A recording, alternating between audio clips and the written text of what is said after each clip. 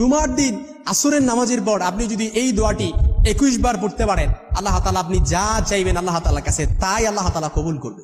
সুবহানাল্লাহি ওয়া বিহামদিহি। খুশি হয়েছেন মনে হয় না?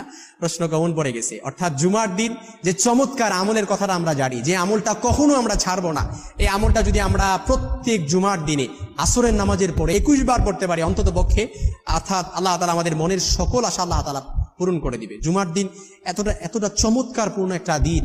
এই দিনে আল্লাহ তাআলা ফিহি খুলিকা আদম ওয়া উদখিলাল জান্নাতা ওয়া উখরিজা মিনহা, অর্থাৎ এই দিনে আল্লাহ তাআলা আদম আলাইহিস সালামকে সৃষ্টি করেছেন। এই দিনে আল্লাহ তাআলা আদম আলাইহিস সালামকে জান্নাতে প্রবেশ করিয়েছেন। আবার এই দিনে আল্লাহ তাআলা আদম আলাইহিস সালামকে জান্নাত থেকে বের করেছেন, অর্থাৎ দুনিয়াতে বের করে দুনিয়াতে অবতরণ করেছেন।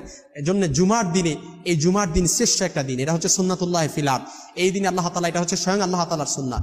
আল্লাহ তাআলা জামানান আলা জামান, মাকানান আলা মাকান, আল্লাহ তাআলা স্থানের উপর স্থানকে প্রাধান্য দেন, ব্যক্তির উপর ব্যক্তিকে প্রাধান্য দেন, সময়ের উপর সময়কে প্রাধান্য দেন।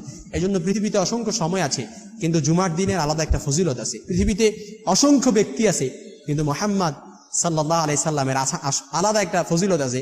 পৃথিবীতে অসংখ্য শহর আছে, কিন্তু মক্কা আর মদিনা শরীফের আলাদা একটা মর্যাদা আল্লাহ তাআলার কাছে আছে। এই জন্য এই জুমার দিনে আপনি যদি আসরের নামাজের পর, অর্থাৎ আল্লাহ তাআলা বলেন ইন্না ফিল জুমাতি সাআতুন, এই জুমার দিনে এমন একটা সময় আছে, এই সময়টাতে কেউ যদি আল্লাহ তাআলার কাছে কোনো কিছু চায়, আল্লাহ তাআলা তার চাওয়াটা কখনোই ফিরিয়ে দেয় না। সেই চাওয়াটা কখন? অধিকাংশ স্কলাররা বলেছেন, ইসলামিক স্কলাররা বলেছেন, সেটা হচ্ছে অর্থাৎ আসরের নামাজের পর এবং মাগরিবের আগ মুহূর্তে, যেটা গৌধূলির সময় বলি। আপনি চাইলে আসরের নামাজের পর, অর্থাৎ আসরের নামাজ পড়ে মুসল্লায় বসে থেকে আপনি কি করবেন? এই নামাজটা, অর্থাৎ এই তাসবিহটা আপনি পড়বেন। সেই তাসবিহটা আমরা যেটা তাসবিহ বলি দরুদ শরীফ, অর্থাৎ সেই ছোট্ট দরুদ আমরা সকলেই হয়তো পারি। রাসূল সাল্লাল্লাহু আলাইহি সাল্লামের প্রতি দরুদ, যে কোনো দরুদ পড়লেই হবে। তবে আমি চমৎকার একটা দরুদ আপনাদেরকে শিখিয়ে দিচ্ছি। আল্লাহুম্মা সাল্লি আলা মুহাম্মাদিন সাল্লাল্লাহু আলাইহি ওয়াসাল্লাম, আল্লাহুম্মা সাল্লি আলা মুহাম্মাদিন সাল্লাল্লাহু আলাইহি ওয়াসাল্লাম। এই চমৎকার দরুদটা আপনি মাত্র 21 বার পড়বেন। 21 বার কেন বললাম? আপনারা বলতে পারেন যে হাদিসে কি 21 বার আছে নাকি? হাদিসে 21 বার নাই, তবে আমি 21 বার, অনেক আমল 21 বার করে আলহামদুলিল্লাহ আমি ফল পেয়েছি। এই জন্য 21 বার আপনাদেরকে বলি। এমন আমল আপনি পূর্বে করেছেন, 41 বার করে ফল পেয়েছেন, আপনি ওই নির্দিষ্ট সংখ্যক করবেন। 100 বার করে ফল পেয়েছেন, ওই নির্দিষ্ট সংখ্যক করবেন।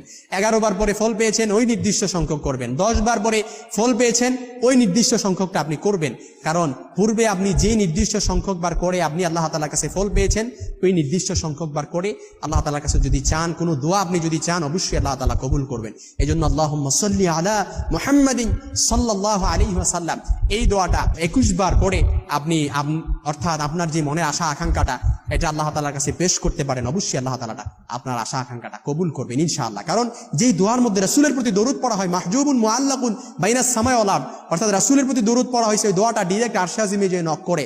আর রাসূলের প্রতি দরুদ পড়া হয় না, ওই দোয়াটা মাহজুবুন মুআল্লাকুন বাইনাস সামাই ওয়াল আরদ, আকাশ আর জমিনের মাঝে পেন্ডিং অবস্থায় থাকে, ঝুলন্ত অবস্থায় থাকে।